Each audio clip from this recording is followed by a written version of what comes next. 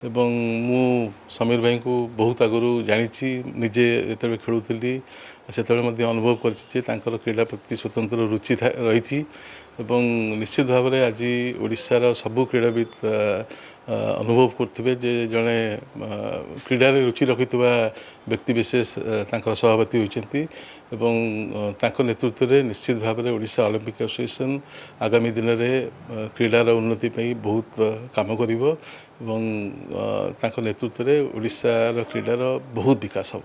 ବିଶେଷ କରି ଯୁବ ପ୍ରତିଭାମାନଙ୍କୁ ଆଗକୁ ବଢ଼ାଇବା ପାଇଁ ତାଙ୍କର ଯେଉଁ ପ୍ରୟାସ ଥିଲା ସେଥିରେ ଆହୁରି ସହାୟକ ହେବ ଏହା ଆମେ ଆଶା କରୁଛୁ। ଏହା ଆମ ଅଞ୍ଚଳ ପାଇଁ ଗର୍ବର କଥା। ଦୀର୍ଘ ଦିନ ଯେଉଁ ସମୀର ଭାଇଙ୍କର ଅନୁଭବ ଅଛି ସେ ଅନୁଭବ ଆଧାରରେ ଆମ ଓଡ଼ିଶାରେ ଯେଉଁ ପ୍ରତିଭାମାନେ ଅଛନ୍ତି ଖେଳ ଜଗତରେ ସେ ସାମ୍ନାକୁ ଆଣିପାରିବେ।